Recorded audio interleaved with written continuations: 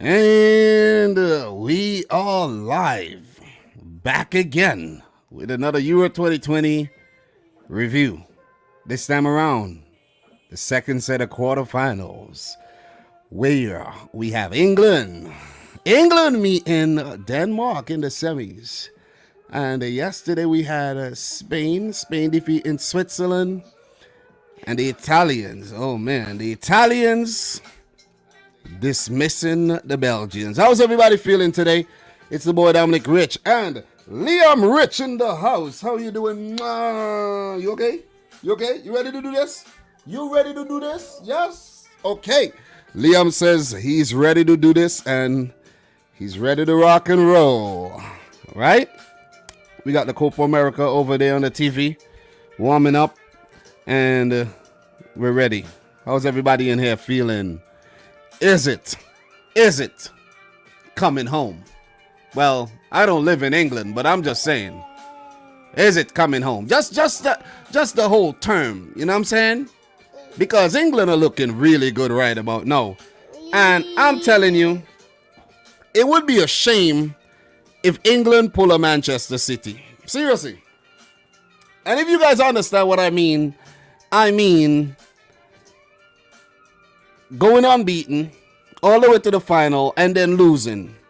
The English fans would hope that does not happen. Okay? The Man City players in the team would hope that does not happen. All right?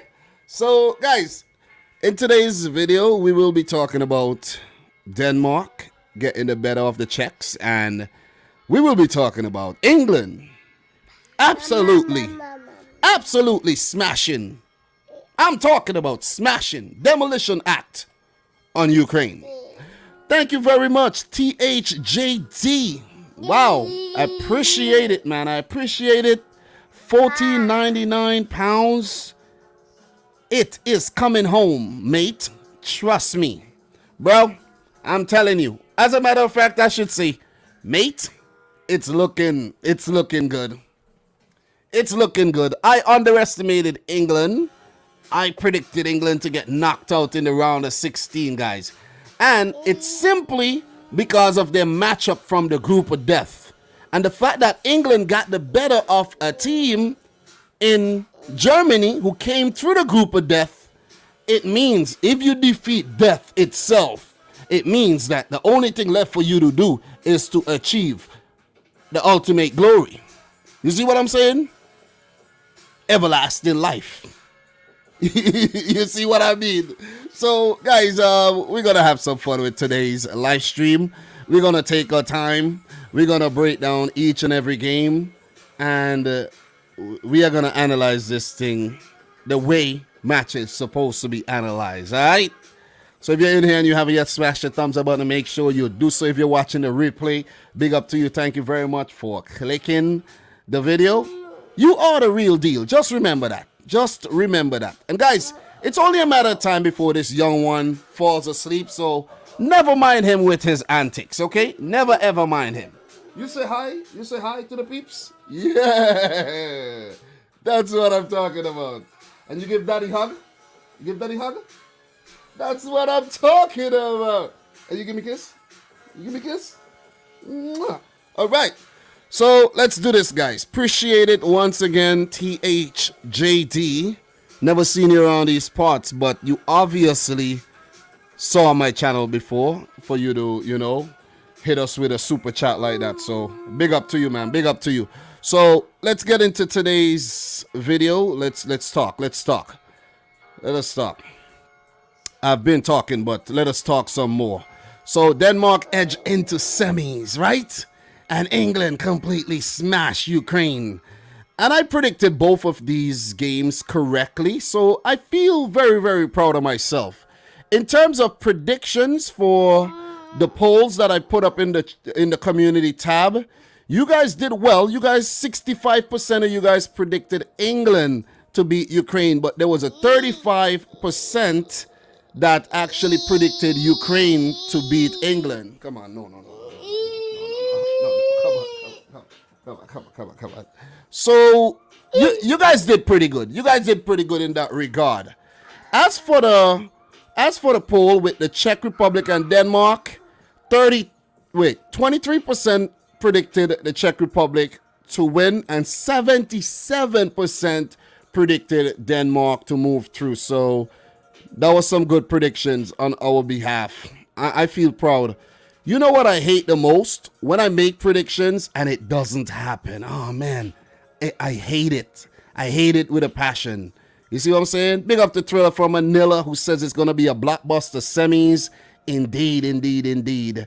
And big up to the boy Origin Z, who says Denmark might actually be a test for England. Yes, yes. And we will get into the head-to-head for these teams, and you will see that Denmark has a very, very good recent record against the Three Lions. So Nils Nostrom is saying, Harry Kane, he's one of our own. Big up to the boy AGS. How are you feeling? Who says, haha, dream on, guys. Denmark will get to the final. We have a rivalry here.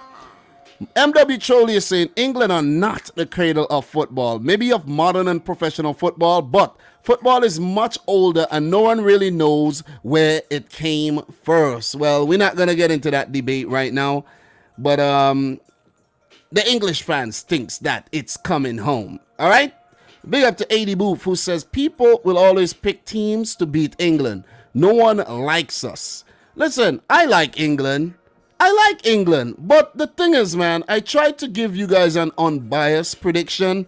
And to be completely honest, man, I didn't fancy England against either Portugal, France, nor Germany. And they did get Germany, as I said, and they smashed them. You see what I'm saying? So, look. Right about now, I'm going to say this. I won't be surprised if England goes on to win the whole thing. All four teams left in the competition could actually win it, and I'll be perfectly fine with it because they have all played well. Spain has grown with confidence. They haven't lost a single game. England have not conceded a single goal, and they've won every game with the exception of the one against Scotland. If you look at Denmark, they did lose their opening two matches, and they have written a ridiculously enticing and enthralling story. Enchanting. You could use all these words to describe the adventure that Denmark has been on. But it has been a great adventure. And if they go on to win it, man, that would be, you know, a lot of fireworks. And you go to Italy. How immaculate of a performance it has been by the Italians. So right now it's looking like England, Italy in the final based on the way they have played. But based on the way this tournament has gone, it'll be very, very difficult to predict, man. You see what I'm saying? It's very difficult. And when I'm actually done with today's live stream, I will go straight into predicting the semis. Even with my boy Liam sleeping. Whenever he does fall asleep, I'm going to get that video out tonight. You see what I'm saying? Tonight. Tonight's the night. We're going to get into it. And we're going to predict the semis and predict the teams that will meet in the final. I already have my picks. I hope you have yours for when the video drops. All right. So we've warmed up enough. So in the quarterfinals, we had Spain defeating Switzerland 3-1 on pens after the game finished 1-1 after extra time. Italy breezed past Belgium, a disappointing Belgium, 2-1. Denmark beat the Czech Republic, a very spirited Czech Republic, 2-1 as well.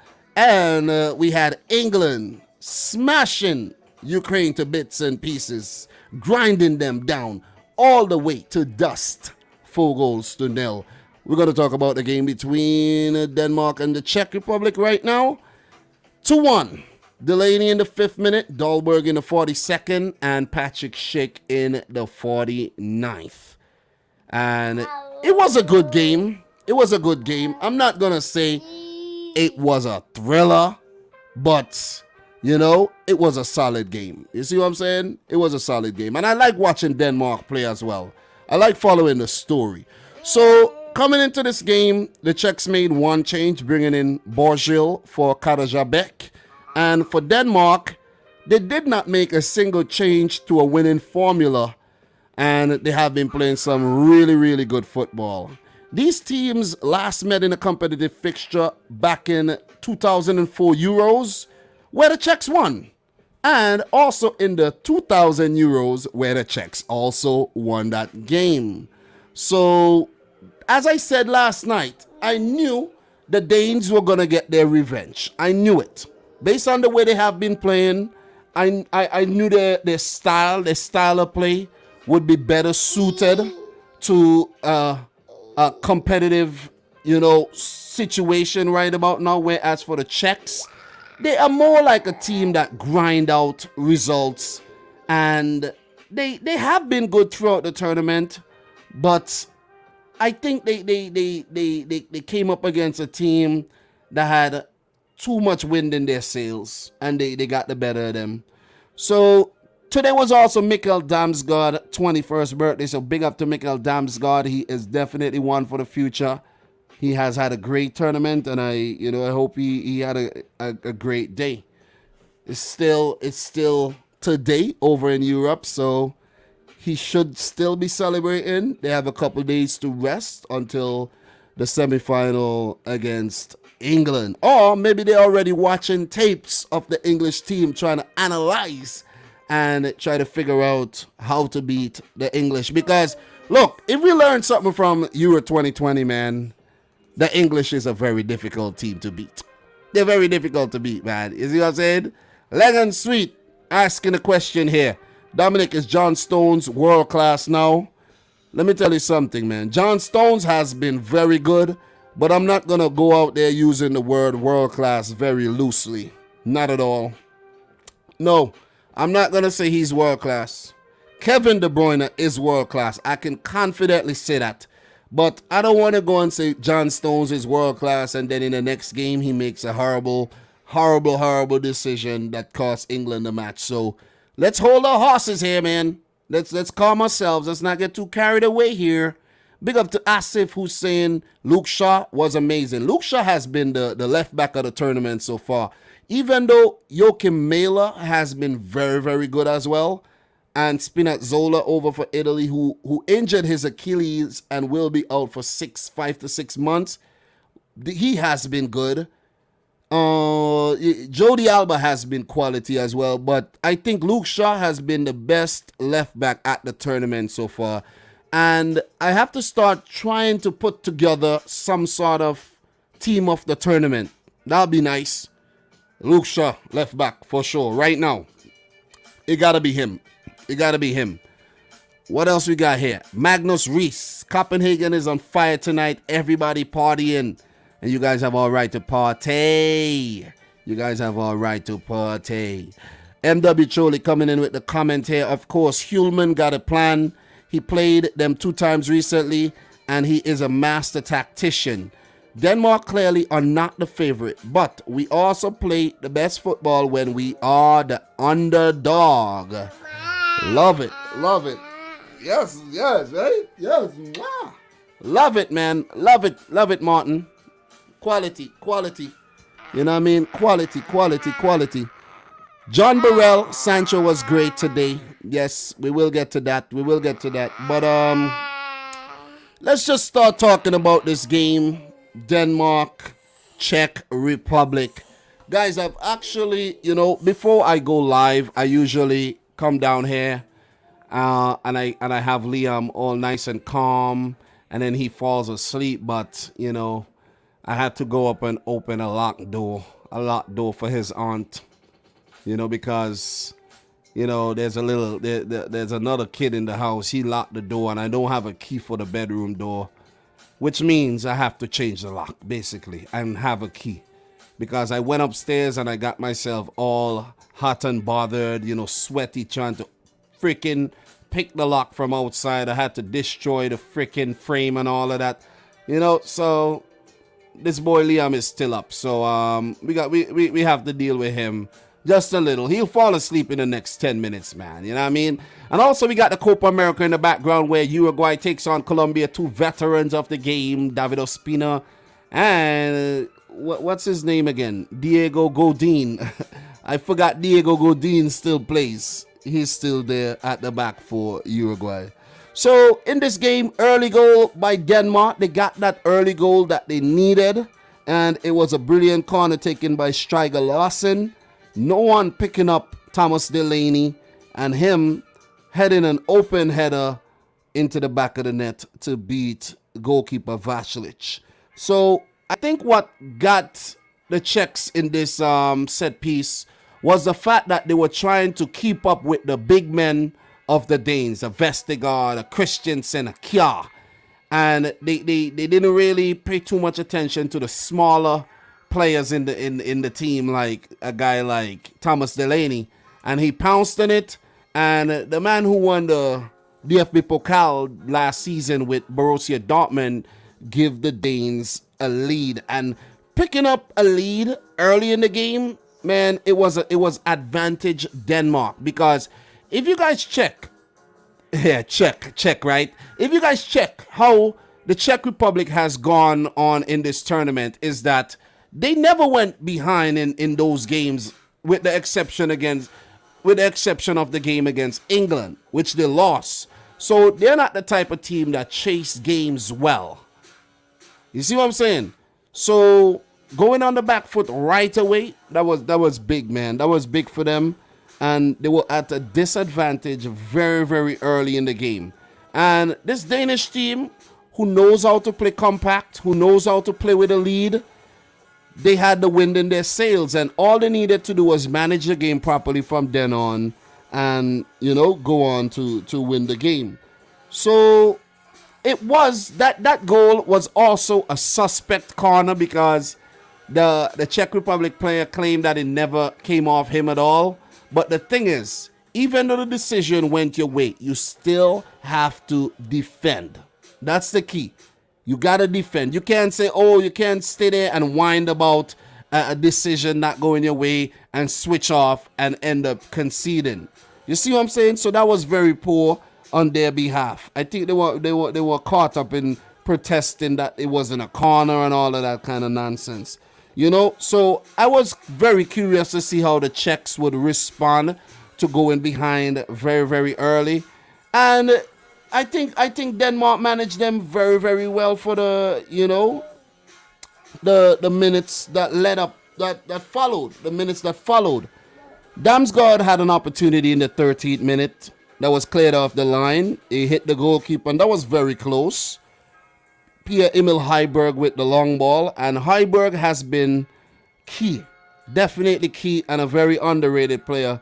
I do underrate Højbjerg at times when I'm talking about Premier League matches, but we know how important he has been for Southampton and now for his new club Tottenham, and indeed for the Danish national team, because him and Delaney is what makes Denmark click in the middle of the field. And sometimes we tend not to basically give these guys the credit. We tend to always talk about the goal scorers and, Damsgaard and Dolberg, and we tend to talk about Christian Eriksen, but we forget the guys that does the dirty work in the midfield. So these guys deserve a lot of credit. 15th minute, Shevchik had a volley blasted over, but he was well closed down by Thomas Delaney. You see, talking about the dirty work that they do in the middle of the field, and they also help out quite a lot in defense. So brilliant stuff by the two midfield men. So 17th minute, Striker Larsen, he got a great ball to Delaney, but he kind of was a bit in two minds whether he should have took the shot or not, and he scuffed it behind. So Denmark started the game very, very, very well, and the Czechs continued to struggle as they chased games like they did against England. There was an opportunity in the 22nd minute when Masopust set up Holesh after poor clearance by Kasper Schmeichel. I know you guys would actually remember that one. And it forced a great save out of Kasper Schmeichel after that earlier mistake. So the Czechs began to fight back in the game around the 25th to 35th minute. They were creating some good chances. They were having sustained periods of pressure. But the Danes were equal to the task, just like they have been since the game against Russia. They have been brilliant. Game against Wales, they have been brilliant. And now again against the Czechs, they continue as they march on into the semis. So 38th minute, there was a shot by Damsgaard, punched away by goalkeeper Vachklich. And it was a very, very good breakaway by the Danes, who finished the first half very, very strongly as they looked to get the second goal to go into the ascendancy. That second goal did come in the 42nd minute when a great run from Joachim Mahler produced a brilliant outside of the right foot cross that was met very, very, very nicely by Kasper Dolberg. How brilliant has Kasper Dolberg been at the Euros so far, man? 2 knockout matches, and the man has 3 goals. You got to give it to Kasper Hjulman as well for actually keeping him in the team and not bringing back Paulsen and dropping him. Of course, if the man score a brace, you got to keep him in the team, right? You know, so Denmark with that second goal. And as soon as they scored the second goal, I knew it was a wrap for the Czechs, man.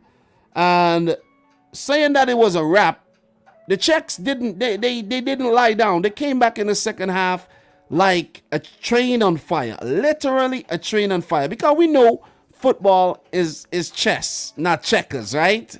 And Yaroslav Silhavy deserves some credit for the substitutions he made. And we're going to look at those substitutions right about now. Big up to the girl, A-Bob. Big up to Francesco Mancuso. Big up to Nikolai Nielsen, Joe Banana. Everybody in here, big up to y'all. Nikolai Nielsen is saying Denmark will tear England a new one. They play high pressure. England is slow with much creativity. England had easy Ukraine team. Woo! We got the rivalry building up already. And I love it. I love it. I love it. Guys, I told you the boy Liam will be out in 5 minutes and he's gone. So doesn't even make sense to, you know, get yourself all worked up over babies, man. You know what I'm saying? Just got to be patient. So what else we got here? Danny is saying, y'all think Denmark's first goal that came from a corner was really a corner or nah? Well, I think it must have touched the player by the way Kasper Dolberg reacted. It was very difficult to see on replay, but maybe it was a corner. Let's give them the benefit of the doubt. And as we know, VAR does not get involved when it comes to giving corners and those kind of things. So what else we got here? Big up to A-Bob who says good morning because she's coming all the way out from Australia. Goran says half the Czech team finished up in bandage. No Danes got yellow card. Ref was giving yellow cards just to the Czech players. Goran, do you know, during the game, I was thinking the same thing. I was thinking, right, what if there's some type of agenda? Look, I know the Danes played well. I'm not going to take anything away from Denmark at all. But I was saying to myself, what if there's some type of agenda for Denmark to do well? For the Euros to just be a better tournament because of what happened with Christian Eriksen and Denmark going deep. The deeper Denmark goes, the better the tournament will do. The more eyes would actually watch the tournament. You see what I'm saying? Because nobody really cares about the Czech Republic when you think about it. Like, come on, let's be real. I don't think many people, apart from Czech fans, wanted the Czechs to go very far. Because it's kind of boring, man. You see what I'm saying? The Czechs does not play real exciting football. I know they have done well with the Patrick Schick goals, you know, and all, but they come on. We want to see Denmark versus England. We don't want to see Ukraine versus the Czech Republic. This is entertainment. You see what I'm saying? I know it's a competition, but it's entertainment. This is what we want. We want Spain versus Italy, or we wanted Spain versus Belgium, or France, or whatever. We want to see big teams. But we also love the underdog story. And Denmark could fall into that category, even though they are ranked 10th by FIFA, even though they won Euro 1992. A lot of people still does not give Denmark the credit they deserve. You see what I'm saying? So the semi-final is set up very, very nicely. But look, thank you very much for that comment there, Goran. Appreciate it. Look, let's go back. Let us go back to the game. Yaroslav Silhavy. Let's take a look at the substitutions he made right here. Let's go down here. First substitutions of the game. Lukas Masopust coming off. Michael Kamenchik on. A double sub, bringing on Jakub Jankto for Tomas Holesh. These changes affected the game big time. Kamenchik had a shot early on, like around as soon as he came on. he had an opportunity, and there was another opportunity. I can't remember who did get that opportunity, but Kasper Schmeichel was tested again. And just after that, there was the overhead, the bicycle kick attempt. Oh man, I need some water there. I don't know what happened. My throat dried out a bit there. But yeah, guys, remember that overhead bicycle kick attempt by Patrick Schick. The Czechs were actually heating up, and they were actually, it was like a preview to what was to come. And they did get their goal, a crossing. Was that Kufal with the cross, though? Because sometimes when you're watching the games on the phone, guys, it's like you tend to, sometimes the guys up there, so, yeah, that was Kufal. That was definitely Kufal with the cross. And Patrick Schick with a right-footed shot, weak foot as well, managed to get it past Schmeichel. I think it was a brilliant build-up play by the Czechs, and they deserve credit. Patrick Schick's positional play and all, that deserves some credit. And they were back in the game. They really give the Danes a run for their money in the second half. And I think we could say that this is a game of two halves where the Czechs won the second half and the Danes won the first half. But the fact that the Danes scored 2 in the first half, they ultimately came out winners. So very, very, very passive start to the second half by Denmark, and it allowed the Czechs to get back in the game. I think Denmark were a bit too standoffish, but maybe they were trusting their defense. Something that, they should do, seeing that their defense has done very, very well in the last couple games, even though they have scored 4 goals in both games prior to this one and now 2 in this one. But the defense also deserves some credit because Kjær, Vestergaard, Christensen have been big. The fullbacks have been working hard, and they look good in all departments. They definitely do. So the change that actually, I think, swung the game back in Denmark's favor was the Poulsen, when Yusuf Poulsen came on, right here, around the 59th minute, because the first 15 minutes of the second half, it was all Czech Republic. They scored a goal, they got back in the game, but they kind of fizzled out a little, because when Yusuf Poulsen came on, man, oh man, he was live. He just kept forcing saves out of Vaclik. And I think he was very unlucky not to score. So the Danes fought, and they clawed themselves back in the game. There was a few substitutions made by Jaroslav Silhavy. As you guys could see, Damsgaard taking off with Norgard, and these 2 substitutions affected the game big time for the Danes. Poulsen and Norgard when they came on. But you could see the intent here shown by Jaroslav Silhavy. Chalutska's substitution was enforced because he got injured after Yusuf Poulsen almost scored, and Šusek and Chalutska actually collided. I think it was some kind of mess in the defense. That's why Šusek had to be bandaged up. And more quality substitutions made here by Kasper Hjulmand, taking off Stryger Larsen, like for like, bringing on Daniel Vass. But you could see the intent shown here. Patrick Schick off, Vidra on. Another big sub here made by Jaroslav Silhavy, Vladimir Darida on, Shevchik off. And you could see Kasper Hjulmand. It was like a tactical battle. Okay, you want to make this sub? I'm going to make this sub in response. Christensen off, fresh defender on, and Joachim Andersen. Like for like. Same height, same style of defenders, and both of them very, very quality players. Delaney off, Matthias Jensen on. You see?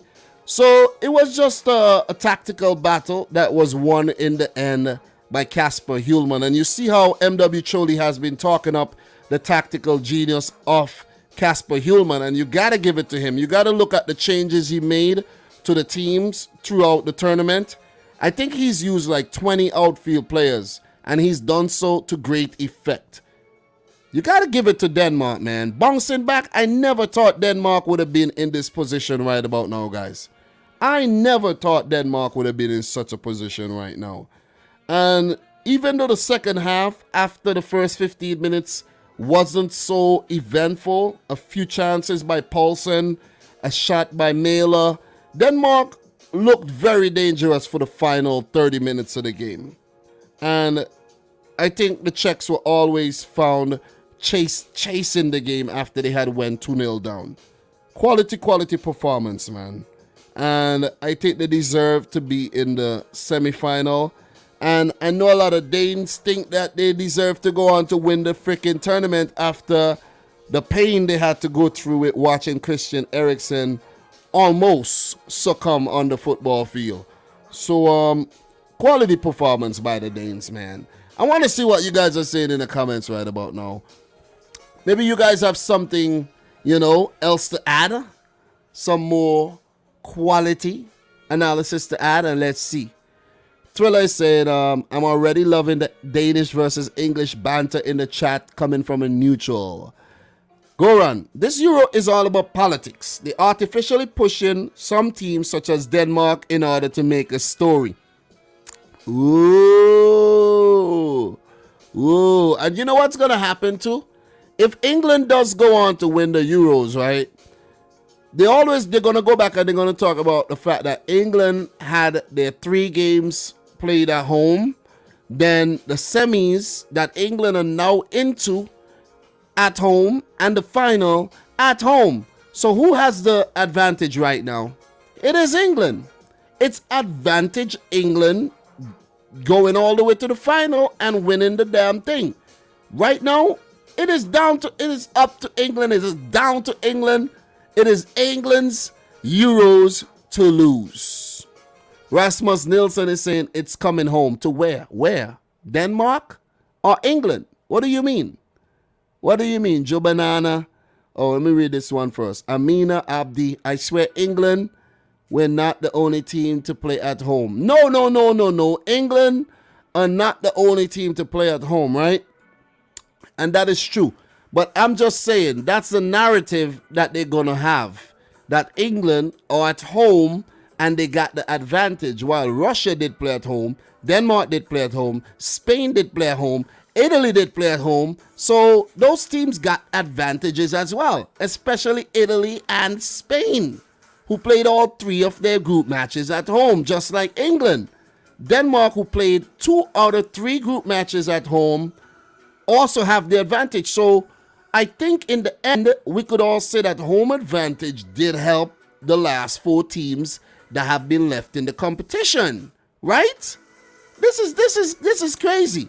And maybe because we have now seen an increase of fans allowed at the stadiums. That is also something to note. Master Mandy is saying, usually only one team hosts a tournament, and for them all games at home. So this isn't as big of a thing as people are making it out to be. But do you know, people are always gonna make something out of nothing. People are always going to do that. Like the Germans were saying that they didn't allow them to train at Wembley before the game or something like that, and that was some type of conspiracy against them. But we all know the Germans went and played some horrible football, so they don't have that as an excuse. You see what I'm saying? You see what I mean? Denmark did play 2 games at home. Yeah, they did play 2 games at home, and Russia played 1 game at Copenhagen, and I think Denmark played one of their games at something like that. Something like that.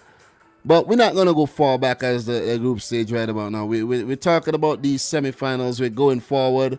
So MW Choli is saying, who is a Danish fan, by the way. The thing is that English fans are already acting like they are in the final or have won it. Denmark fans just say we can beat England and we have done it before. I'm loving the rivalry right now, man. I'm loving the rivalry. AGS, I'm not complaining that it's in England. I just wish they would have let Danes go to see their match, but they won't. If a Dane come to UK, they have to isolate 10 days. That's the other thing, though. Very good point. Very good point. And that was also the case for England. That was definitely also the case for England fans traveling to Rome. That was also the case. So that's why you didn't see a lot of English fans in Rome. But it didn't affect the team, though. They went there and they did their thing and they won the game.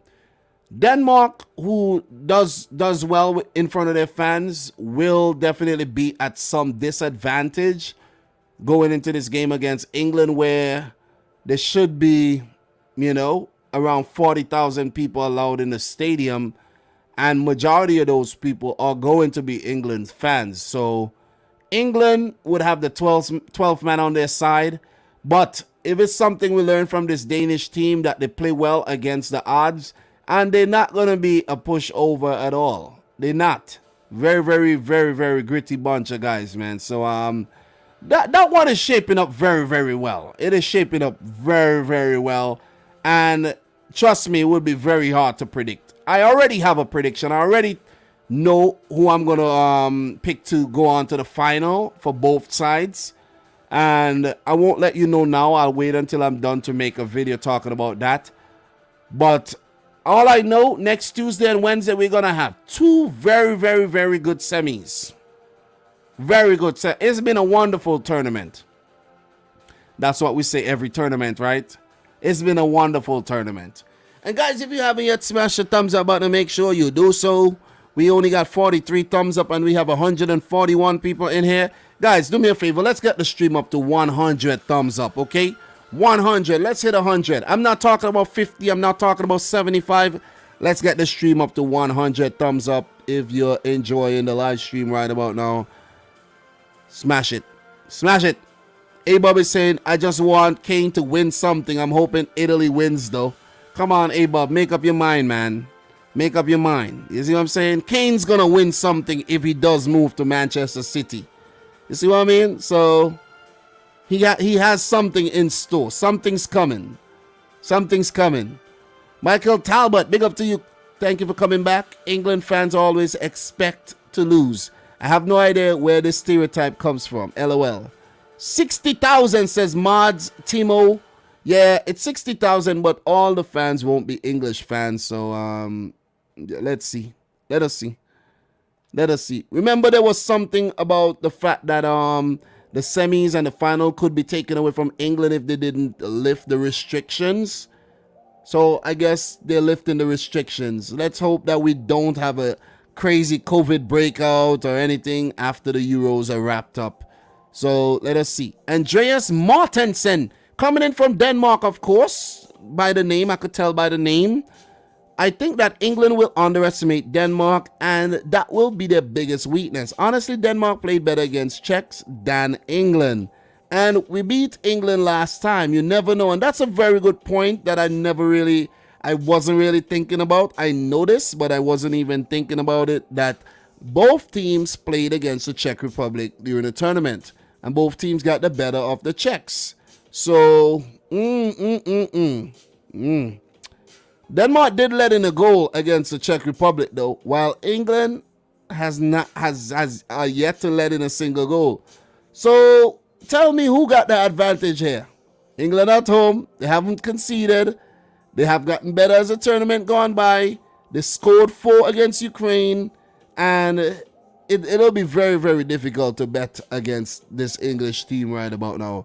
All right, guys, we need 40 more thumbs up to get to 100, and there's somebody in here who disliked the video. Whatever, man. Whatever.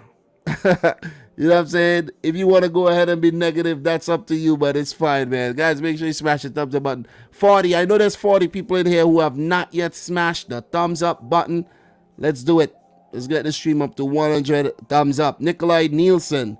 Denmark Football Union has made sure that all tickets we have to go to the Danes that live in the UK, they already have sent over shirt and merch. Awesome stuff. Awesome stuff.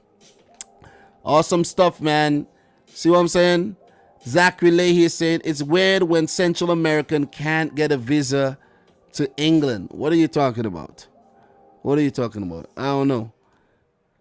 MW Trolley is saying, the funny thing is, in England, they have a lot of the Delta variant. The problem should not be going to England, but what we had to isolate when coming home from England. Yep, definitely. And a lot of people got to go back to work, so you don't really have 10 days to isolate when you have, you have a day job. You see what I'm saying? So what else we got here? Thriller is asking who will Southgate pick in the midfield. Same midfield, bro. Same midfield. And we're going to talk about that a little. Brian is coming in with a good comment here. Got to give Southgate credit. Fans were calling for an attacking approach, but his pragmatic style is working wonders and may win the whole thing. We definitely got to give Southgate some credit, though. We get to the England analysis, but before we do, I just want to point out that Southgate has taken this English team to the semi-final of the World Cup, the semi-final of the Nations League, and the semi-final of Euro 2020. It's all now. It's time for him to actually take England all the way to the final and win this thing. You see what I'm saying? Seriously. Big up to Robert FC, and also big up to the boy Robert Robinson. I see you somewhere in here. Johnny Longs is saying, guys, didn't you all know that the semis and final would be played in England? Yeah, we knew that. You know what I'm saying? We knew that. So, look, quality performance by Denmark. I never expected the Czech Republic to win this game. Sorry, Czechs, but I never did. Sorry. Look, quality comment coming in here, Nikolai Nielsen. Dolberg has beat Ronaldo's record. He has more goals in knockout games than Ronaldo has in World Cup and Euros combined for knockout. Yeah, we know Dolberg has been great. And we know Ronaldo has not played a lot of knockout football at the World Cup either. And the last, when Portugal won the Euros, Eder was the hero, not Ronaldo. Ronaldo always sucks up all the energy. You see what I'm saying? So maybe it's a good thing he's out and somebody else could get the shine. So let us just talk about some stats from this game. Let me get the stats and hit you with some stats. I won't be going too deep into individual stats today, but if we are to talk about some individual stats, let's touch on the man of the match, Thomas Delaney. Thomas Delaney, 81 minutes played, 49 touches of the ball. His passing accuracy wasn't that good, only completing 20 out of 30 passes, which is very poor. 2 long balls attempted, none completed. 1 cross, none completed. But what stands out for Thomas Delaney on the day was his goal. That is what stood out. Aerial duels won 7 out of 9. Ground duels 4 out of 8. So his midfield work is what was very stellar. But he did lose the ball 14 times. That's the thing. That is the thing. These are the stats we don't actually see on the surface. And these are the facts, the stats that actually get hidden when you score a goal and your team wins. You see what I'm saying? You get what I'm saying? Because you give away the ball 14 times, not very acceptable at all. Not very acceptable. So you got to do better in that aspect of the game. Compared to Thomas Shusek, who only lost the ball 10 times. You see what I'm saying? So, and completed 80% of his passes in 66 touches. So Shusek had a better game, but only thing, he ended up on the losing end. And losers get nothing. You see what I'm saying? You get nothing for losing games. If you want to touch on a player like Simon Kjær, he has had a very, very good tournament so far for Denmark, and pretty good stuff. Only four times he lost possession. He had 34 touches of the ball. Not a lot of touches. 78% pass accuracy.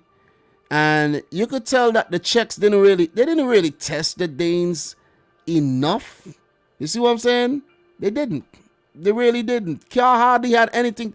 They hardly had anything to do. The only period of time when the Danes were tested was the first 15 minutes of the second half. Apart from that, the Danes were very, very, very resolute. So in terms of overall stats, Czech Republic 16 shots at goal, 5 on target. A lot of those balls blast 16, but a lot of them blasted over. A lot of them wasted, very, very wasted opportunities by the Czechs. 56% of the ball, 451 passes with an 80% pass accuracy. They had 9 corners. Wasn't really able to test the Danes. I think the Danes did very, very well in terms of defending set pieces because of their height advantage. If you look at Yannick Vestergaard, if you look at Christensen, you look at Kjær, these guys are big. See what I'm saying? Maybe not Heiber or maybe not Delaney, but even Kasper Dolberg, Yusuf Paulsen, these guys got height. You see what I'm saying? So the Danes have an advantage in that aspect of the game. Denmark, 11 shots at goal, 7 on target, 44% of the ball, 375 passes with a 75% pass accuracy. They committed 10 fouls. They had 7 corners. And as someone mentioned earlier, very disciplined. No yellow cards picked up in the game. So what I want to hit you with right now is some up to stats, and then we're going to move on to the game that you guys want to talk about, England versus Ukraine. I know you guys want to touch on that, man. I definitely know you guys want to touch on that. And look, big up to Chicken Man who says, show Dominic the support he deserves. Smash that thumbs up button. Thank you very much, Chicken Man. We need 20 more to get to 100. And I've seen we have 8 thumbs down. Don't know why. Maybe people are trolling. But it's all good, man. It is all good. It is all good. If you're in here and you want to smash the thumbs up button, the thumbs down button, be my guest. Be my guest.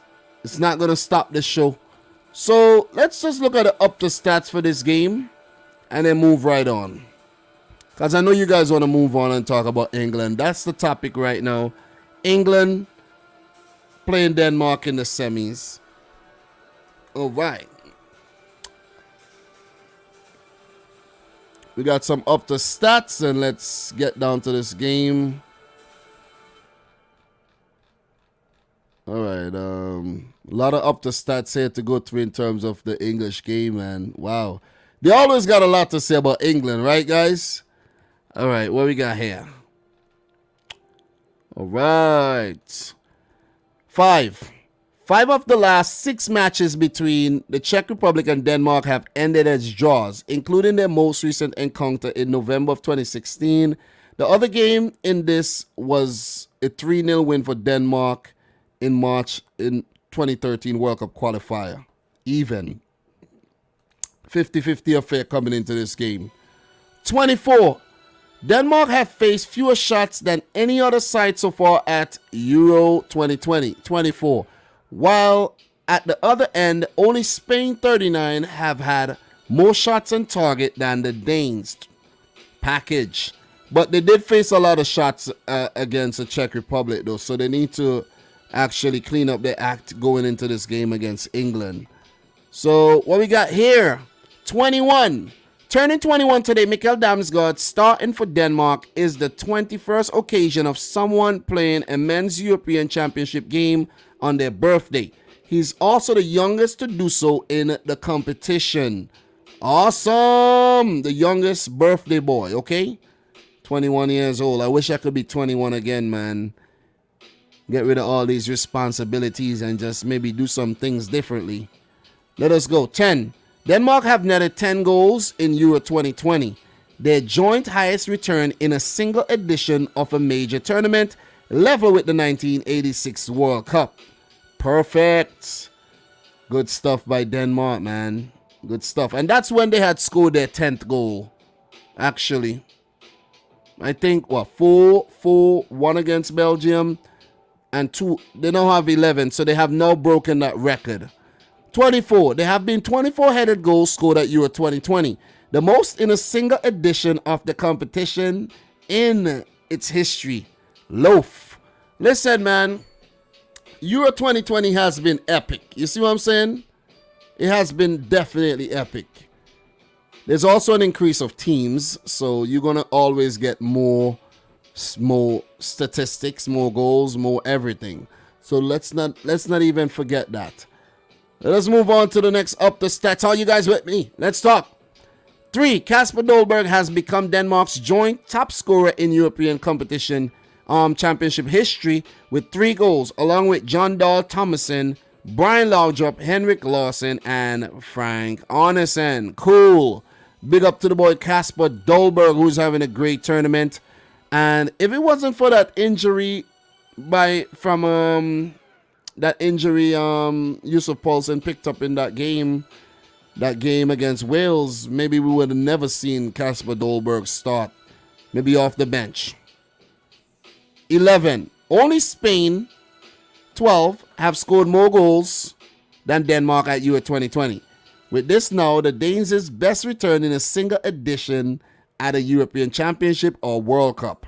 Legs. And that's the record that we were just talking about just now. So we got another one here with 5. Patrick Schick is now the joint highest goal scorer at Euro 2020, moving level with Cristiano Ronaldo on 5 goals.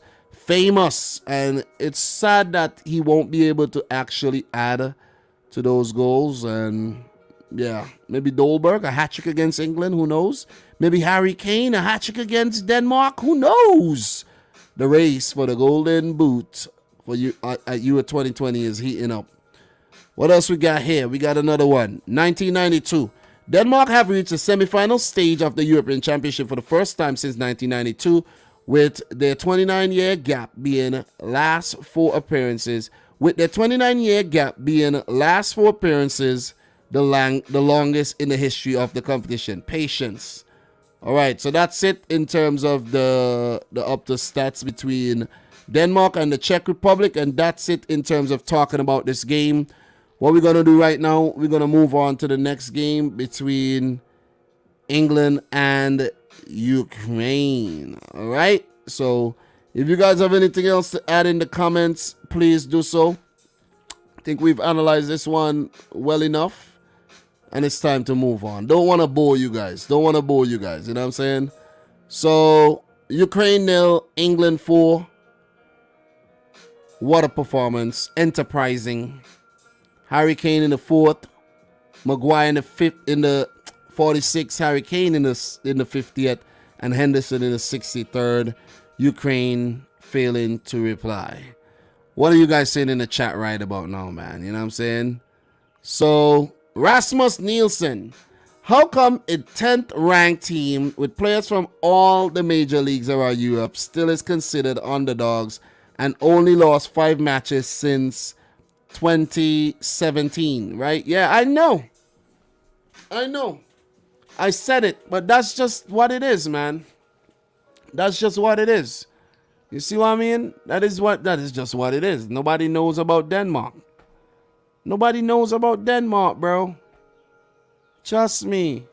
You walk around New York City right now and you ask people where Denmark is, they can't tell you. Nobody knows. Nobody know nothing about Denmark, bro. It's a fact. But I've been giving Denmark the credit they deserve. I've been always talking up Denmark. Always. You guys notice. I call Denmark the biggest sleeper team in world football. Seeing that you'll underestimate them, they'll creep up on you, and they'll slap you. And I give Denmark the ratings they deserve all the time. And England better give Denmark the rating they deserve, because this is no team to play with, man. No team to play with at all. You see what I'm saying? No team to play with. Big up to Denmark. So, let's talk about this game. England 4, Ukraine 0. Right. So, let me just get my notes. Because, guys, if you're watching me for the first time, I do make notes so that I could get these moments of the game right. So that I don't forget key moments. And if you're aspiring to be a YouTuber, make sure you write things down when you watch games. You see what I'm saying? Not all the time you're gonna analyze the games from your head, because I've made that mistake many times, analyzing games, mostly doing reactions and forgetting to talk about big talking points, man. I hate that. That's one thing I hate to do. And that's why I look at your comments as well, because you guys be having some really good talking points in the comments as well. So in terms of changes, I didn't actually get to write down the changes made by the Ukraine national team because I had to drop my wife to work. You guys know how it is. But for England, Mount came in for Trippier. Sancho started his first game, came in for the injured Saka. And those were the two changes made by England. They reverted to a 4-3-3, shifting from the formation they played against the Germans. And they did it to great effect once again. And you have to laud and you have to credit England for their adaptability at the tournament so far, changing a formation when needed. You see what I'm saying? And when you think back that Rice, Phillips, and Maguire were all on yellow cards, these guys did a great job not to get booked and eventually missing the semis. So they would have all their artillery for the semis. Denmark will as well. I don't think anyone has been suspended for the semifinals, where for the quarterfinals, it was only Granit Xhaka suspended. So on the disciplinary sides, I think the teams have done a pretty good job there. But early goal in this game, Harry Kane, set up by Raheem Sterling. Really good work by Sterling, holding off the Ukrainian defender and showing that intent, showing that fight to get the ball, passing it off to Kane, and Kane making that brilliant run. When I saw that happen, I was actually, I thought that I had like a vision of Sterling setting up Kane for Manchester City, man. You know what I'm saying? You know, thinking about a game against, let's say, Liverpool. You know what I'm saying? Kane, man. Sterling to Kane in the back of the net, 1-0. Lovely stuff.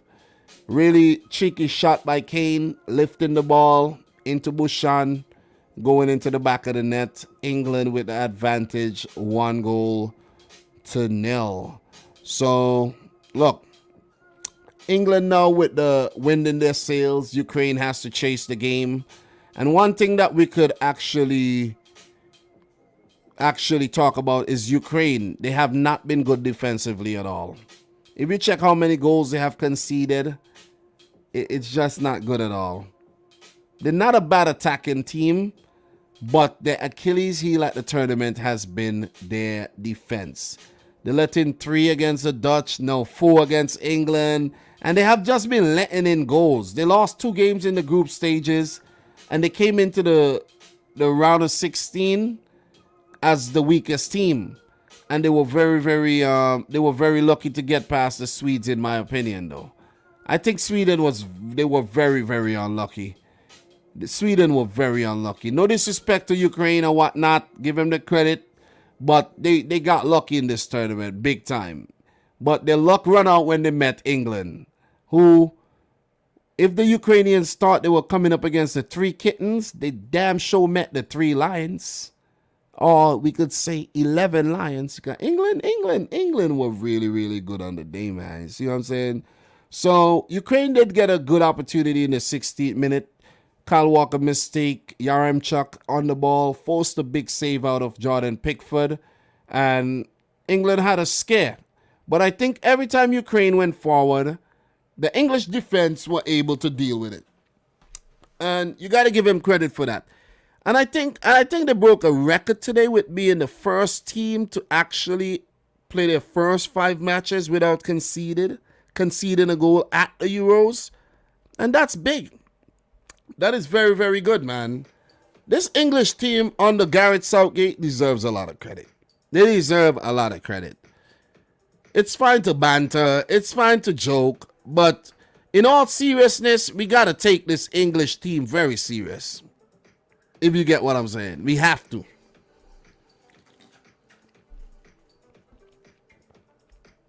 We got to take this team serious. And guys, we need 10 more thumbs up to get to 100. Shout outs to the 12 people who decided to dislike the video. Don't know what that is all about. But guys, if you ain't got if you ain't got people disagreeing with you, or you ain't got haters, you ain't doing something right. See what I'm saying? Oh, you ain't saying something right. So I guess we ruffling a few feathers around here. You see what I'm saying? Or some people are just spiteful. You feel me? So some is saying don't take England seriously until they actually lift the trophy. That's what I'm talking about. Look, I'm not writing off England no more. I already did. And I ain't writing them off anymore. Round of 16 was the ceiling I give England. And they have damn sure proven me wrong. See what I mean? So 80 Boots says, okay, I googled Denmark. I got Lego and Vikings. You're funny. You're funny, man. You're funny. You're funny. So let me see here. What would you expect from a team that has a lot of injured players? Artem Bessedin ended his career due to injury. Don't be salty. Don't be a salty British. So is Bessedin retiring? Because I know Bessedin got injured in that last game against the Swiss. Is he gonna retire? What's the news on Bessedin? Because I know he got taken out in the last game. So all the best. All the best.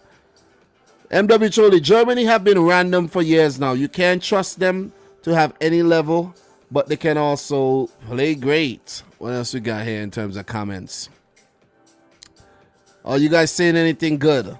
Magnus Reese, England haven't really been pressured at this Euro. Interesting to see what will happen if Denmark again gets an early goal. Very, very good point.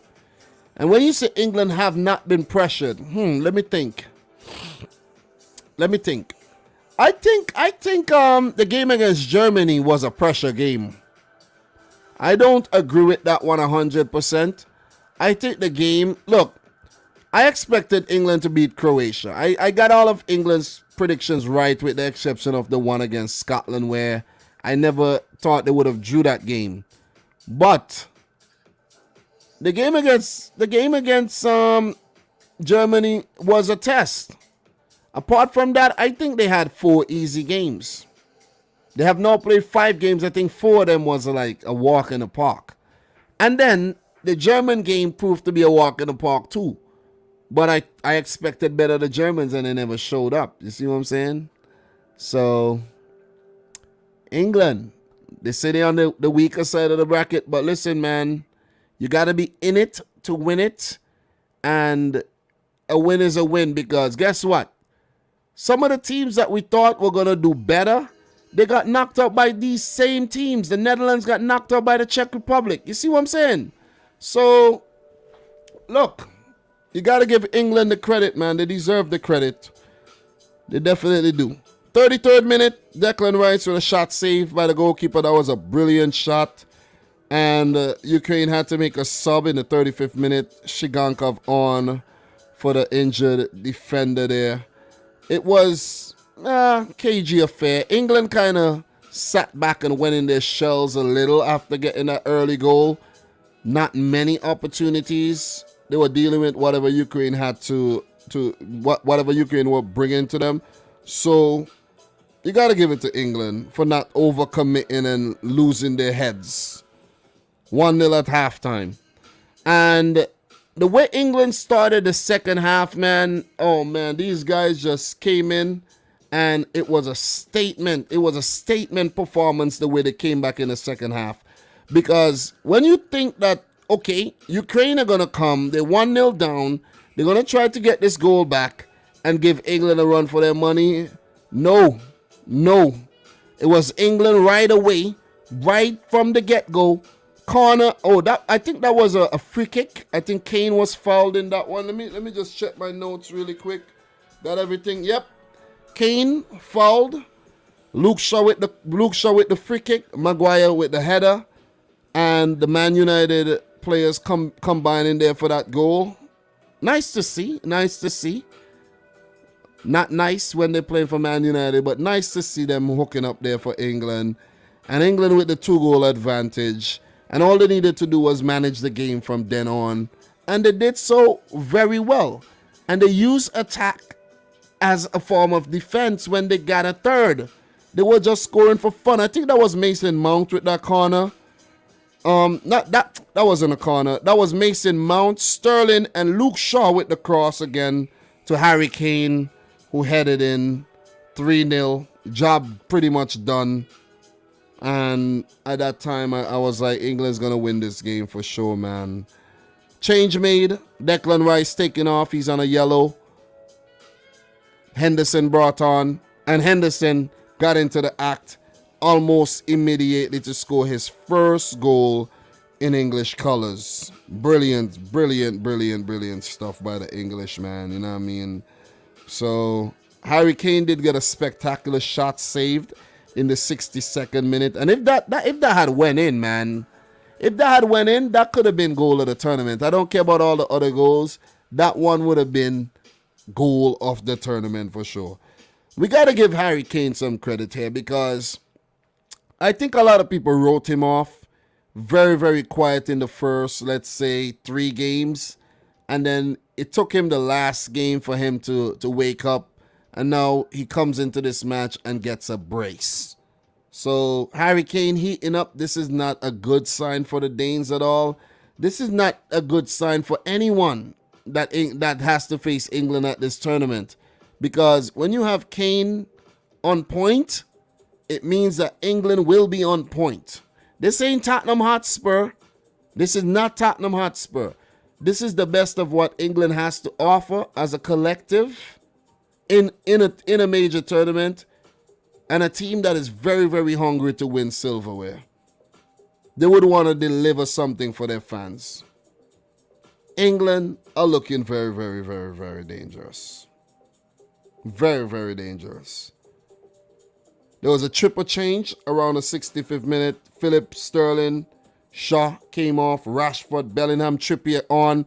And you could see that the quality did not even drop. England was still at Ukraine. Like they wanted more. It's like they wanted to embarrass Ukraine and just give them about 7. And I like that. It's all about entertainment. I like that. I kind of wanted Ukraine to get about 6 today, you know. Not because of I have something against Ukraine and whatnot. I just wanted to see goals. You see what I'm saying? I just wanted more hype in the tournament. We want more hype. You feel me? We don't want no boring tournament with 1-0 and, you know, nah. And I'm also happy that the games did not go to freaking extra time today, man. I can't wait these extra time games because time is of the essence. And every time it goes to extra time, it eats into something else. And, you know, it's also not very good for the players. But Ukraine conceding 4 goals here. We could say this was very poor from Ukraine, man. And let me just check and see how many goals they conceded at the tournament. Just to give you guys a figure. They have not been very good in defense. They have been poor. So 4 against England, 1 against Sweden, that's 5. They conceded 1 against Austria, 6. 1 against North Macedonia, 7. And 3 against the Netherlands. They conceded 10 goals. That is piss poor compared to England, who are yet to concede a single goal. So it's fair to say that the better team won, man. Better team won. See what I'm saying? And it's amazing that England are yet to concede a goal. That's why we have people saying John Stones have been world class. Harry Maguire, world class. We're not going to go so far. Let's not do that. We don't want to embarrass ourselves out here. Because you never know what John Stone's going to do next. You feel me? You never know what Harry Maguire going to do next. So let's not even do that. Let's not do that. If they go on to win the tournament, then we could talk, we could start talking. We could start using the dub C terms when it comes to the players. But a player I want to actually highlight is Raheem Sterling, though. Raheem Sterling. But guys, we know what happened for the rest of the game. You know what I mean? Makarenko came on and he got a brilliant shot saved by Pickford. And there weren't really much more to talk about. Dominic Calvert-Lewin did get a run out. Ukraine tried to bring on 3 players at the end of the game. and the referee blew the whistle by the time it hit 90 minutes. He was like, nah, these guys are not getting a taste of Euro 2020. Bye-bye. Bye-bye. You guys are out. What are you bringing on 3 subs at the end of the game for? You see what I'm saying? But a player I want to talk about, man. Sterling. Raheem Sterling, man. Raheem Sterling. He had to go through a lot. He had to deal with a lot from the English media, from the English football community. Criticism. I think the criticism is somewhat harsh, but sometimes deserved because of the way Raheem Sterling just, he drifts in and out of games. Like, sometimes he has a very, very good run of games, and then the back end of the last season, he was absent. But he had a quality tournament so far, where in this game, he played 65 minutes, 1 assist, 42 touches, 85% pass accuracy, 1 key pass that led to that goal, 1 big chance created, 3 out of 4 dribbles, so pretty good. 3 out of 4 dribbles successful. Raheem Sterling has been a fighter. He has been a warrior for England. And it's fair to say that Raheem Sterling has been England's best player so far at the Euros. He has. And I say this without reservation. He has, man, because he does not get the credit he deserves. But you see, England are a team that's always going to play better when you have Harry Kane involved. Mason Mount came in and he also added impetus to this 11. Jadon Sancho, like Ivan Yu is actually saying right now, Sancho had a brilliant game. Southgate has to be out of his mind to leave him out against Denmark. And talking about Sancho, we could also talk about the fact that Phil Foden has not featured in a while. You see what I'm saying? What is up with Foden, man? I told y'all, Foden should have never got that hairstyle. He should have just stuck to what he had before. Stay out of the freaking limelight. Go into the tournament and do your thing. You're going and talking about you dyeing your hair like freaking Paul Gascoigne, and you know what I'm saying, and bringing the freaking pressure on yourself. And what happened? We haven't seen Phil Foden since the second game. And this is game 5. So it's fair to say we might not even see Philly again.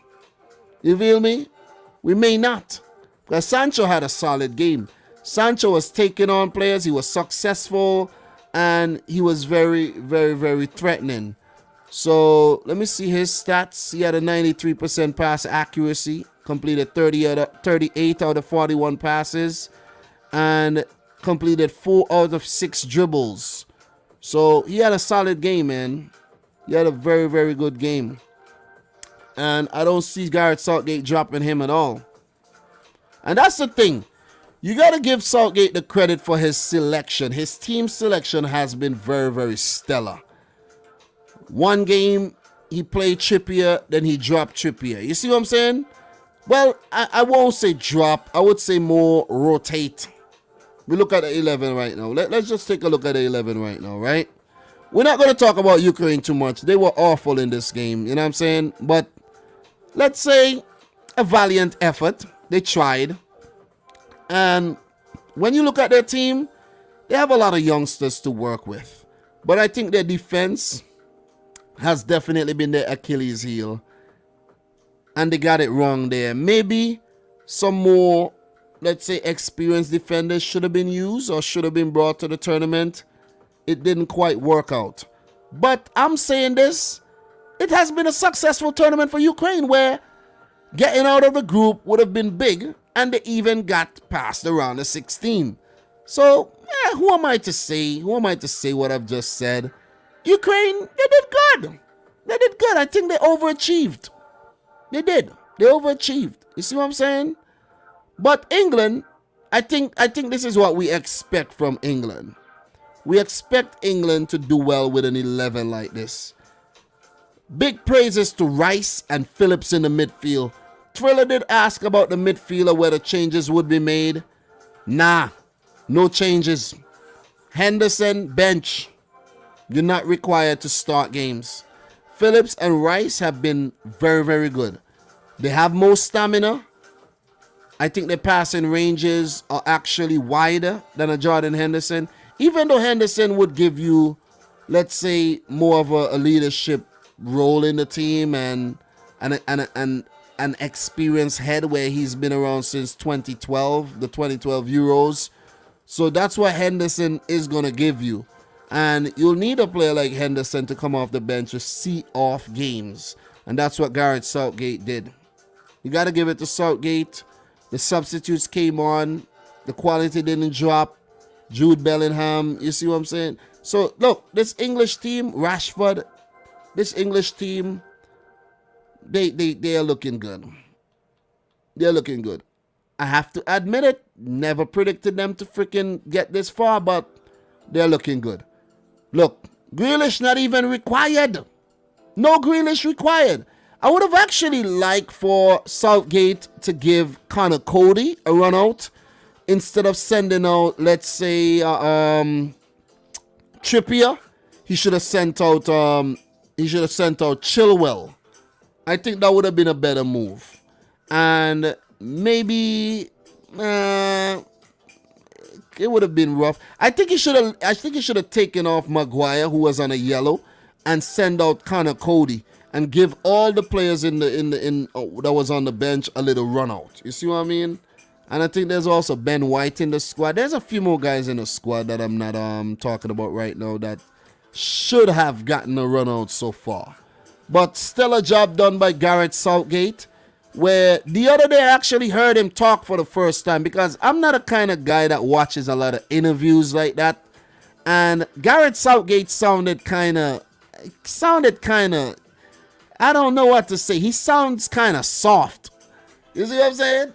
He is far from a Sean Dyche type person. He sounded very, very, very soft, to be honest. But he's doing the job. And a lot of people who wanted Southgate sacked, I don't see Southgate getting sacked anytime soon by England, man. Solid job. Gotta give it to him. Gareth Southgate seems like he's heading north with this English team. And when I say north, I mean on the up. Guys, in terms of stats for this game, 7 shots at goal for Ukraine, 2 on target. They had 48% of the ball, 591 passes with an 89% pass accuracy. So you could see the quality. You could see their quality. But they just can't stop conceding. That's the whole problem with this team. They can't stop conceding goals. And if Shevchenko want to know what to work on the defense. Defenses get you deep in tournament. Defenses win you things. And look at England. No goals conceded yet for the tournament. You see what I'm saying? But for this match, 10 shots at goal, 6 on target. They had 52% of the ball. 624 passes with a 91% pass accuracy.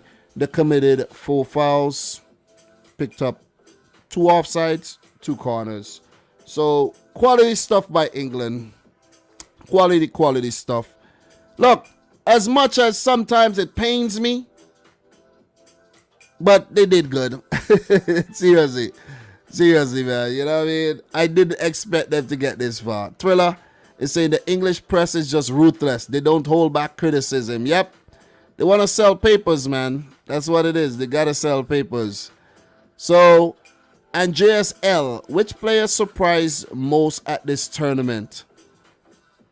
Well, in terms of what? In terms of these teams? Are you talking about England and Ukraine, or are you talking about overall? Because that would be very broad to talk about right now. But for England, I won't say anyone surprised me. I expected, you know what I mean, Sterling has to play well. He's a quality player. Kane, you know, so I would say England surprised me by getting past the round of 16 and beating Germany. They surprised me. That's what I'm going to say. That's how I answer your question there. So, guys, we have hit 100 thumbs up. Thank you guys again. Appreciate it. You guys are the real deal.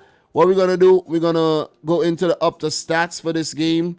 And then we're going to read your comments, see what you guys actually have to say.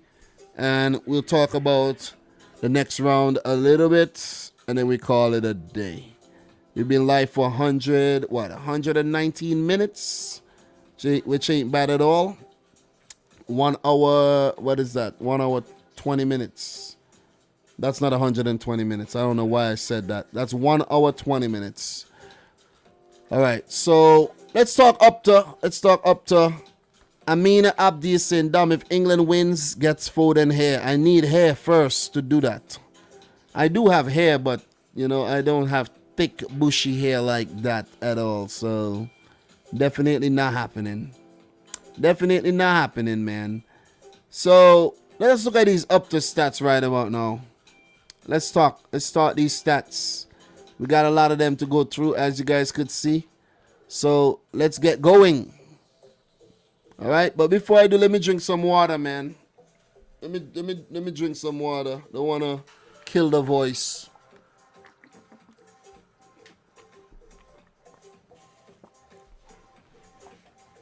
All right.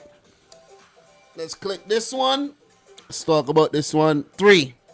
Each of England's previous 3 quarterfinal matches at the European Championship have gone to extra time and penalties. After progressing from the first of these against Spain in 1996, England lost in the shootout against Portugal in 2004 and Italy in 2012.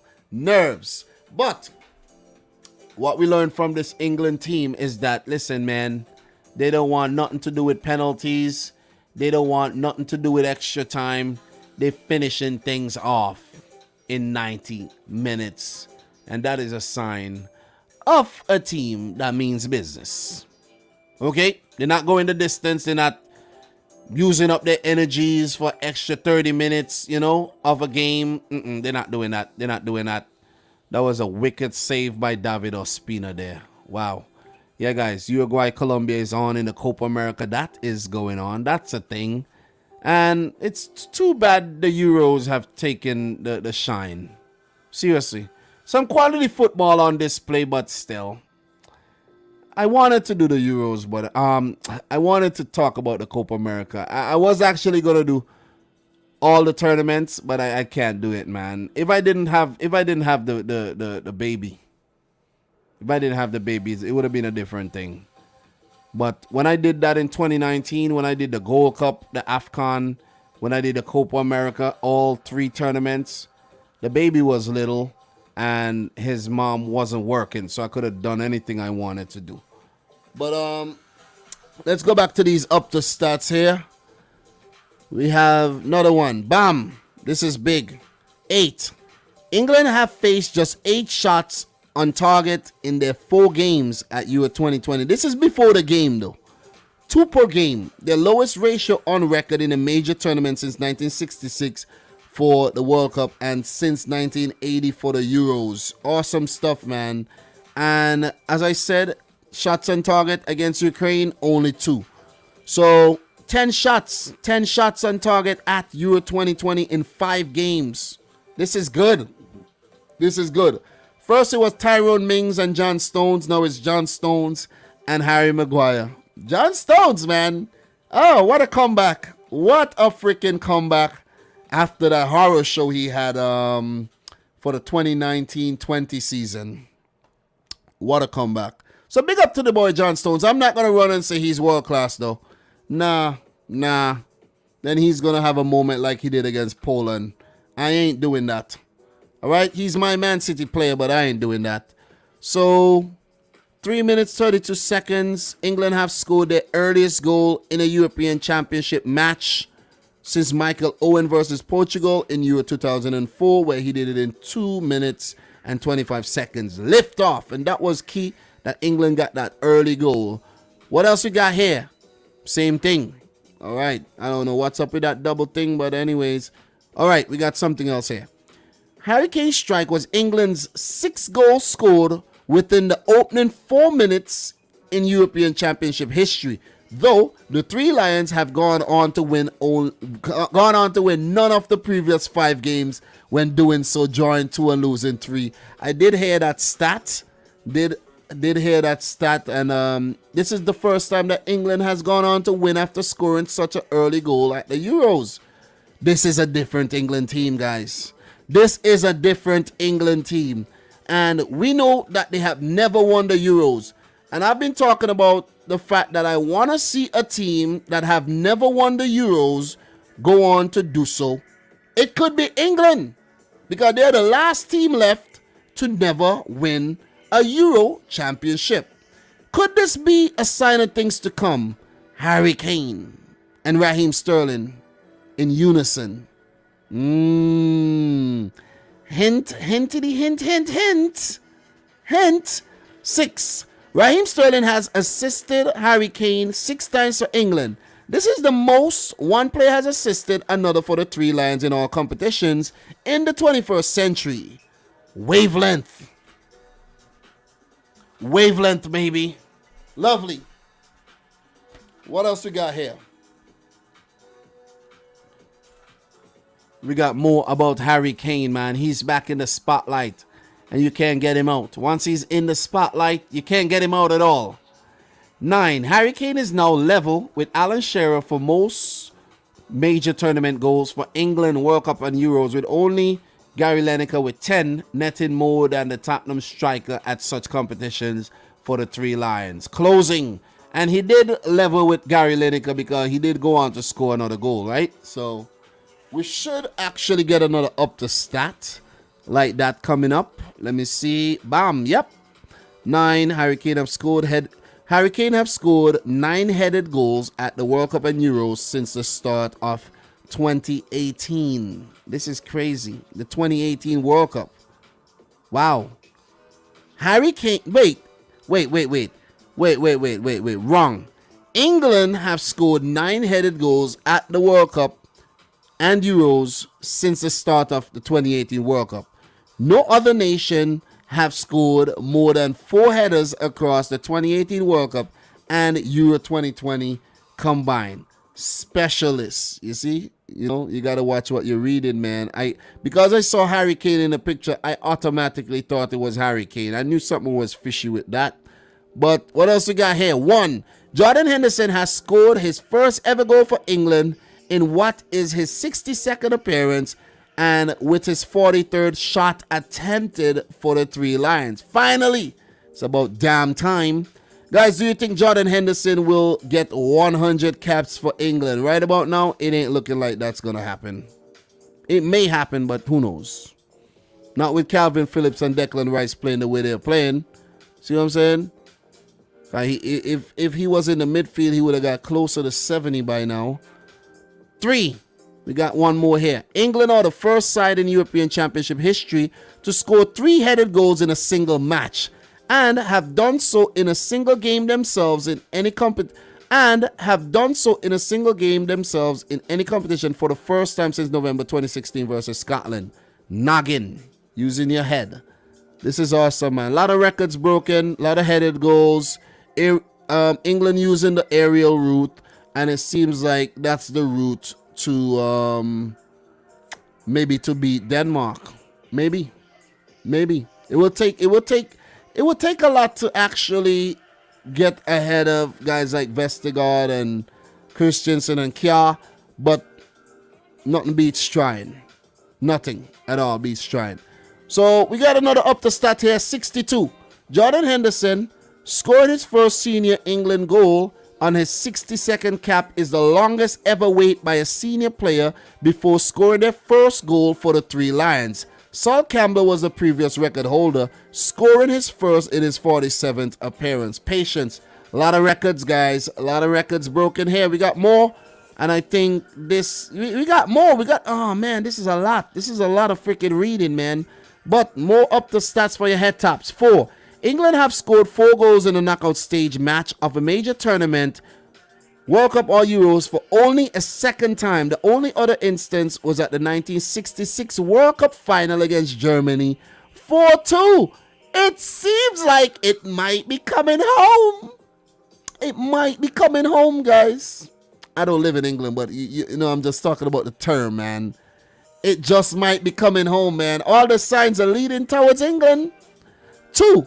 Gareth Southgate will be just the second manager to take charge of England in the semi-final of both the World Cup and the European Championship after Alf Ramsey in 1966 and 1968. Lionheart. Southgate. He could go down as the greatest England manager of all time if he wins the Euros and then take England into the 2022 World Cup as one of the favorites and go on to win it. You never ever know. That's the thing about football. The uncertainty. You never ever know. You see what I'm saying? 7. England have kept 7 consecutive clean sheets for the first time in their history, with the 3 Lions run without conceding currently standing at 662 minutes resolute. You got to give it to Jordan Pickford as well. How many times he came under criticism for having T-Rex arms, but right now it seems like his arms are longer than freaking pipes, man. Big up to the boy Jordan Pickford. I almost said Jordan Hyman. Shout out to Jordan Hyman, man. You know what I'm saying? All right, so that'll be it in terms of the up to stats. Guys, let's talk. Let us talk. What do you guys want to talk about? Let's go into a bit of Q&A right now. What we have to touch on, what we have to talk about is the semis. The semis. Harry Kane, I think, was a star of the match there. So, big up to the boy Harry Kane, future Manchester City player and all. So, let's just hit the fixtures here. And we're going to go into the semifinals. Italy versus Spain. England versus Denmark. The venue is Wembley, London. And the final will also be played in London. Guys, who do you think are going to win Euro 2020? Let me know. Who's going to win Euro 2020? Talk to me. And thanks to everybody who hit the thumbs up button. Even though we ended up getting 12 dislikes today. I don't know who disliked the video. But we did hit 107 thumbs up. Appreciate that. And if you're in here and you would like to be part of that crew, smash the thumbs up button. Appreciate that, man. You know, Amina Abdi is saying, I love the amount of captains in the England team. Look, man, we think the Premier League is the best league, and England should have the best team. You see what I'm saying? They should. Big up to Ricky Swift in the house who said, I can't bring myself to praise Pickford. Yeah, Liverpool, right? Yeah, it's all good. He's doing well. Give him the praises. It's not for Everton. He's not very good for Everton, but very, very good for England. AGS, Denmark, Ivan Yu. Italy will be champions. Narek M. Is it coming home? Dom, Guadeloupe 2, Bahamas 0. Full time to update you. Yeah, I did go and watch some highlights from yesterday's games, and Haiti destroyed St. Vincent. St. Vincent did score a good goal, but Trinidad destroyed Montserrat. That was a shocker. And Bahamas completely demolished Barbados 8-1. Oh, man, some results we're getting atrocious. Seriously. 80 Booth. There's 2 different Pickfords. The Everton one is on holiday somewhere. All right, so what we got here? All right, we got a comment here. AGS. Well, City haven't bought Kane yet or Grealish. Trust me, man. We're just waiting until the Euros are over, okay? We're just waiting. Calm. We're not ready to spend the money yet. Narek M. Luke Shaw played an amazing game. Yeah, we've been talking about Luke Shaw and how good he has been at the Euros. One of the best left backs at the Euros so far. I think it's only Joachim Mailer is giving him some competition there. And look, you got to give praises to the players that are the Atalanta players. Atalanta have done well in Syria for the last 3 seasons. And they have so many dominant players at the Euros, man. One player that was missing today, Malinovsky from Ukraine. I don't think he would have made much of a difference to the scoreline, but you never ever know. But Atalanta has been pretty good, man, and they are producing some gems. You think about Robin Gosens, the game he had, Joachim Mailer. Listen, City, you need a left back. Sign him up. Sign him up, man. I know Zinchenko does play left back, but Zinchenko ain't a left back, man. I like this guy, Mailer. If this was FIFA right now, I'll sign up Mailer, man. Seriously. But it ain't FIFA. It's reality. It's real life. What we got here, in terms of comments, A-Bob saying, Jose is eating his words. What are you talking about? The criticism that he's been given to the England team? Is that what you mean? Is that what you mean? Narek M, I'm just waiting for World Cup qualifiers. Who is your surprised one? Well, that's a broad question, bro. That's a very broad question. You know what I'm saying? Very broad question. All right? Very broad. What we got here? Michael Talbot, one game at a time, Dom. England fans have to enjoy one victory at a time. Otherwise, there would be no point in international football. So, what else we got here? No, I mean, like Jose Luke Shaw situation. Oh, yeah. 80 Booth, I'm going with City not signing either Grealish or Kane. Bro, one of them's going to get signed. Believe me, one of them's going to get signed. The money is there to spend. Players have left the club. Players will come in. Trust me, guys. As much as you guys don't want to see City sign anybody, get used to it. Players are gonna get signed. I know you guys are trembling right now in your boots, you know. I know y'all are trembling in your boots, but stop trembling. Players will get signed. Oh, man. What we got here? Thriller, Dom, do you have the national team kit of any of the 4 semi-finalists? Yeah, I got an England kit. I got an England kit right there. I saw it. I was at Burlington's and I saw it and I picked it up. I don't have an Italian kit. I do have a Spanish jersey as well.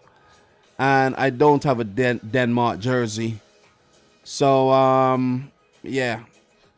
Don't. I'm not going to say... Maybe I should buy a jersey of the winner. Who knows? That England away kit is fire, though. That blue is fire, man. And that Italian jersey is always nice. You know? That Croatian jersey was nice to the black one. You know, some nice kits. But I ain't gonna do that. Let me save my money. But yeah, Zachary, bro. Check your local Burlingtons, man, you know. You might just find something in your size as well.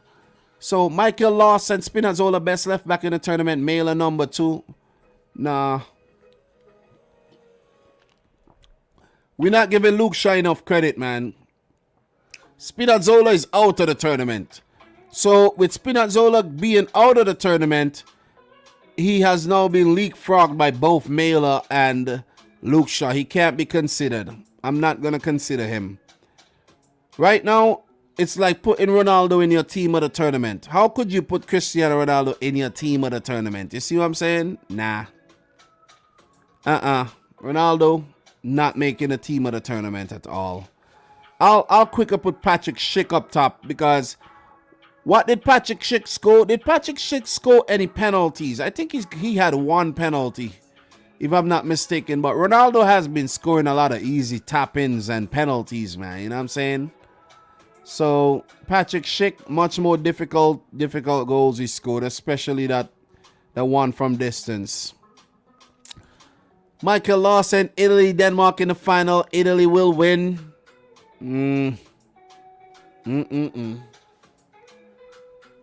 80 Booth. Levy is a prick. He won't want to sell Kane. But if Kane wants to go, what are you going to do? You got to sell him. You got to sell him. You feel me? But going back to England here, man. Guys, England have been a bit boring up until today, you know. They have been really, really boring, but effective. But I think they really turn up the, you know, they turned it up today. They look much better today. I really like what I saw from England today, man. 4-0, that's a statement win right there. That is a statement win. You see what I'm saying? And this guy Luis Diaz don't need to be doing people's kids like that, man. What a move that was. What a freaking move that was. I think that was Luis Diaz there. Colombian. Jesus Christ. Oh, man. Lord God. Dom calling Ronaldo Penaldo. Yes, I am. Big time, Penaldo. Big time, man. A-Bob is saying love in the background music. A-Bob, I'm glad you noticed the background music, man. It's just for the atmosphere, just for the ambience. You feel me? And I have used it throughout the entire review process of the Euros. And whenever I did listen back to the streams, I haven't listened back to any of the streams for a while though. I kind of get I'm like, I don't feel like listening to my own voice right about now. Ew, I don't want to do that. But the streams sound very good, man. When you put on a nice quality headphone, some AirPods or some Beats or something, whatever is your preference of quality headphones, it is clean and crispy, man. You know, no, that's why I went and got this expensive mic, just for your listening experience, man. You know, you see what I'm saying? It's just about quality and more quality going forward.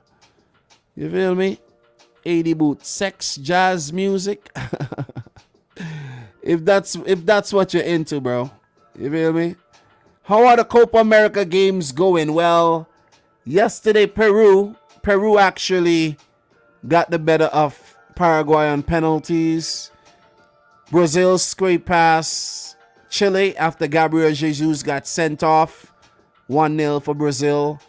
Now Colombia and Uruguay seems like it's gonna head to penalties. And I think later we have a game between, it has to be Argentina versus Venezuela, right? Right? Is that what it is? I think Venezuela is still in the tournament, if I'm not mistaken, or Ecuador. I think it might be Ecuador though. Let me see. Yeah, it's Ecuador. So Venezuela out. Argentina versus Ecuador at 9 p.m. tonight. Let's see who goes on to win the tournament. Wait, in terms of the bracket though, I didn't actually check the bracket, you know.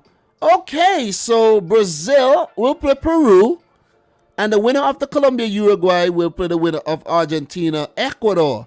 So we could see Brazil versus Argentina in the final. That would be a good final. That would be a very, very good final. You see what I'm saying? MW Choli saying, by the way, no lags today at all. Bro, most times it's at your end. Trust me. The thing don't be lagging like that. Most of the times it's on your end. If it lags, I'll get an indication on my end that it's actually lagging. You see what I'm saying? But it's not. It's not lagging at all. Definitely not lagging. Zachary saying Chile was trash. I didn't watch the game. I could have watched the game, but I was like, nah, not watching the game. But look, before I do leave you, let's just take a look at what's going on here. Italy, Spain, 5 wins for Italy, and we know they have gone 13 matches, 13 wins, and unbeaten in about 32 matches in a row. Crazy. Spain have been good as well, and Spain leads the Spain-Italy head-to-head with 12 wins, 13 draws, and Italy with 11 wins. Big up to the boy Emerick Laporte, who has definitely been a key player for Spain. Very, very even affair here, and it's going to be very difficult to predict who's going to move on to the final. Remember, Spain won Euro 2012, and Euro 2008. And they also won it back in the day as well. I think they have 3 titles. I can't remember the exact one they won. I think that was 1964 they won as well. Yeah, 1964, while Italy won it in 1968. It wasn't a 24-team tournament though, but still they did win it. So look, this one's gonna be difficult. It is gonna be very, very difficult. And let me just get you guys the last time they played each other in a competitive game. Let's just hit you with that one. And okay, so these teams met in qualifiers for the 2018 World Cup, where Italy did not qualify. They drew and lost to Spain.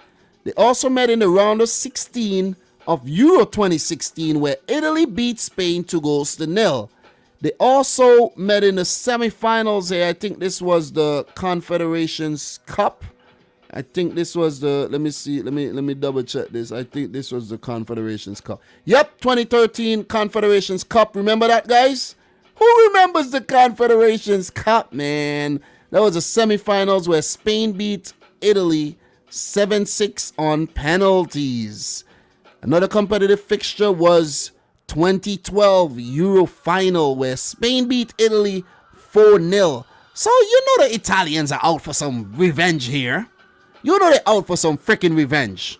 They also met in the group stage of that tournament, where it was a 1-1 draw. Listen, there's a stat going around, and it's a real stat that says Spain and Italy have met more frequently at European Championships than any other 2 teams, okay? Listen, hear me. They met in the quarterfinal of Euro 2008, where Spain prevailed 4-2 on pens and went on to win the whole thing. Okay? So yeah, man.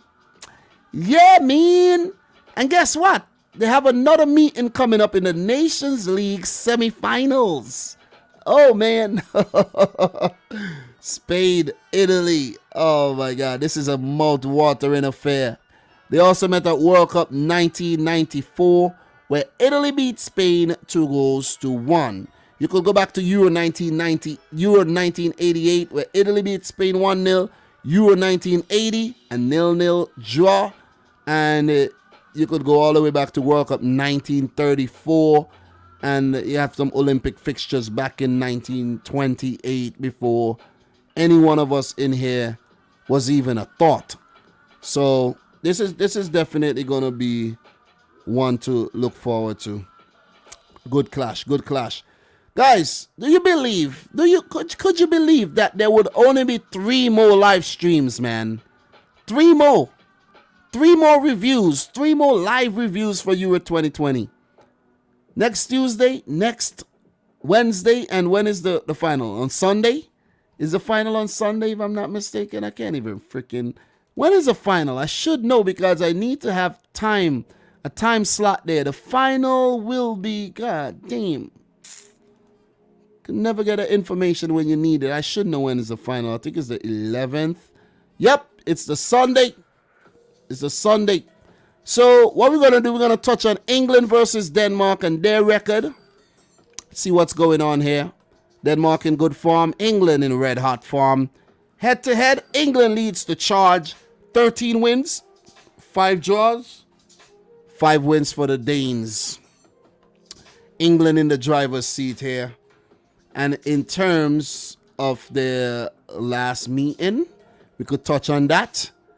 Was in the Nations League group stage back in the year 2020. That was just last year, where Denmark and England played to a 0-0 game in Copenhagen, and then Denmark went to Wembley and smashed. No, they didn't smash, but they beat England 1-0. So the Danes are no team to play with. But before that, England did get 2 wins, friendlies, and previous friendlies, Denmark with 2 wins as well. Competitive fixtures, they met in the round of 16 at the 2002 World Cup, where England beat Denmark 3-0. So Denmark would have something, some kind of something against England in terms of that one. Euro 1992. They played to a 0-0 draw in the group stages as well. So these teams have history in big competitions, World Cup, Euros, and European qualifiers as well. But this would only be their second ever meeting at the Euros, where the first one ended in a draw. This one is hard, but you know, it just might be coming home. Let's just say that. Just might be coming home. England has the edge here, in my opinion. You know what I'm saying? Big up to MW Choli, bro, but it's gonna be hard. I'm telling you, it is gonna be difficult to beat this English team. So Michael Talbot saying England should beat Denmark, but who knows? To be honest, one game at a time. Yeah, man. Oh, sorry there. Hit the mic. But that Danish team is gonna be very, very difficult to beat. This one's hard. This one is gonna be hard to predict. It is gonna be very difficult to predict. But guys, I'm gonna call it a day. I think we've covered everything we could cover. We don't have any games to talk about for tomorrow. And as you know, I won't be predicting the semifinals right now. I have to do that in a separate video. And it does well for the health of the channel as well when I do that. And I have to do it early. And I got to take my time and analyze things. You see what I'm saying? Early bird catches the worm. You feel me? Big up to the boy Arnav Gupta in the house who says, I can smell a Denmark upset, to be honest. Nippon, how are you, man? Don't be seeing you around these parts these days. If we get past Denmark, Italy will batter us in the final. Michael Talbot, England are very hard to beat, usually by penalties, to be honest. Yeah. Penalties was the Achilles heel for the English team, but I think they have gotten over that, though. The 2018 World Cup have taught us something. Even the Nations League, where they came in third when Jordan Pickford scored that penalty. So I think right now England are looking good. England are looking good, man. Narek M, World Cup qualifier standings. We won't be touching on any World Cup qualifiers right about now, to be honest. We got to stick to the script, okay?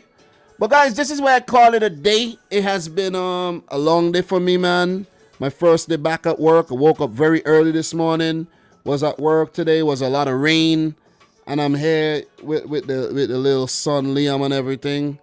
And what I want to do right now, I want to go and talk about these semifinals and get a video out. Okay? So, appreciate the love. Appreciate everybody who liked the video. Everybody who came in, dropped their 2 cents, their 10 cents, their 25 cents. And their 14.99s. You guys are the real deal, man. Big up to Thriller who says another fire stream. Happy 4th. Yep, happy 4th of July to all of you guys who are repping from America. Appreciate that, man. Placharo, hey Dom, are you gonna do Gold Cup predictions? Yes, I will. But you know, let's get all the teams in the Gold Cup first. Okay, let's not be too hurried.